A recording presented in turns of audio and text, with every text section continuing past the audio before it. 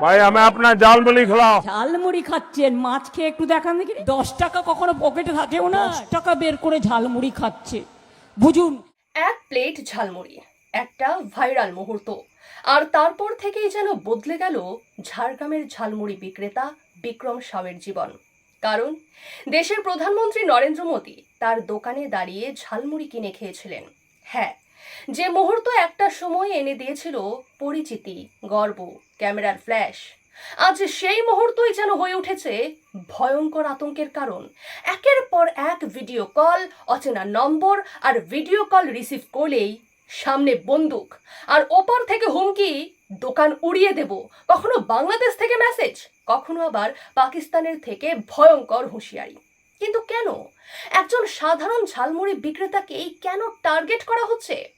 তবে প্রধানমন্ত্রীর সঙ্গে একই ফ্রেমে ধরা পড়াটাই কি বিক্রম সাউয়ের সবচেয়ে বড় অপরাধ? দিনে দোকান, রাতে আতঙ্ক, আর মোবাইলের প্রতিটা রিং যেন নতুন ভয়ে নিয়ে হাজির হচ্ছে। ঝাড়গ্রামে এখন আতঙ্ক, আর সেই আতঙ্কের কেন্দ্রবিন্দুতে এক প্লেট ঝালমুড়ি। আমি দিয়া, দেখছেন নিউজ কান্তাপুর। ঝাড়গ্রামের ছোট্ট দোকান, সাধারণ এক ঝালমুড়ি বিক্রেতা, নাম বিক্রম সাউ। কয়েকদিন আগেও যাকে চিনত না কেউ, আজ তাকে ঘিরেই চর্চার রাজ্য জুড়ে। কারণ প্রধানমন্ত্রী নরেন্দ্র মোদী তার দোকানে দাঁড়িয়ে খেয়েছিলেন ঝালমুড়ি। সেই মুহূর্ত ভাইরাল হয় সোশ্যাল মিডিয়ায়, দোকানে ভিড় বাড়ে, ক্যামেরা পৌঁছয়, সংবাদ মাধ্যম পৌঁছয়। কিন্তু জনপ্রিয়তার আলো নিভতে না নিভতেই নেমে আসে ভয়ঙ্কর অন্ধকার। বলা হচ্ছে ধমকি দিচ্ছে, বাংলা থেকে লোক ধমকি দিচ্ছে, তোমার দোকান टारगेट আছে, बम से उड़ा देंगे।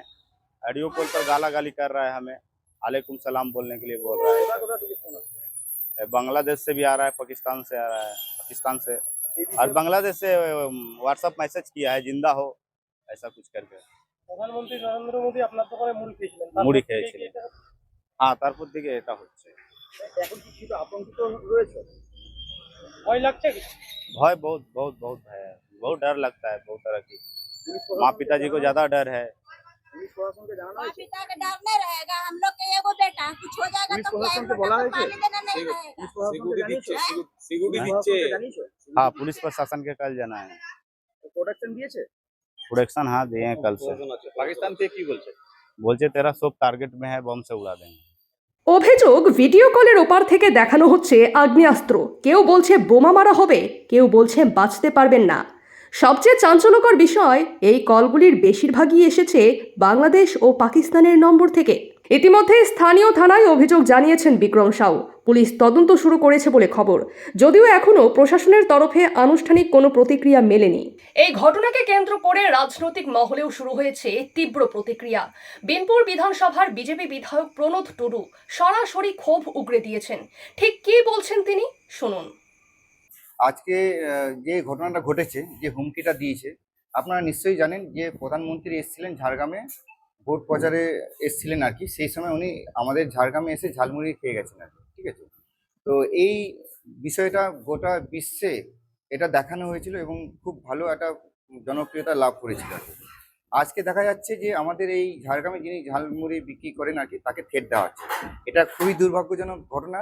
আমরা ঝাড়গ্রামের আমরা লোক এবং একটি জঙ্গলমহলের লোক তথা এই বাংলার লোক, বাইরের কোনো দেশের লোকজন আমাদের ছেলেদেরকে, আমাদের ব্যবসায়ীদেরকে হুমকি মারবে, হুমকি দেবে, এটা কিন্তু আমরা সহ্য করব না। সে পাকিস্তান হোক আর বাংলাদেশ হোক।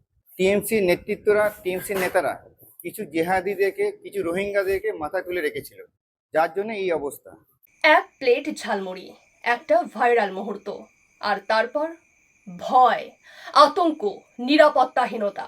প্রশ্ন উঠছে, একজন সাধারণ ব্যবসায়ী যদি এভাবে হুমকির মুখে পড়েন, তাহলে তার নিরাপত্তা কোথায়?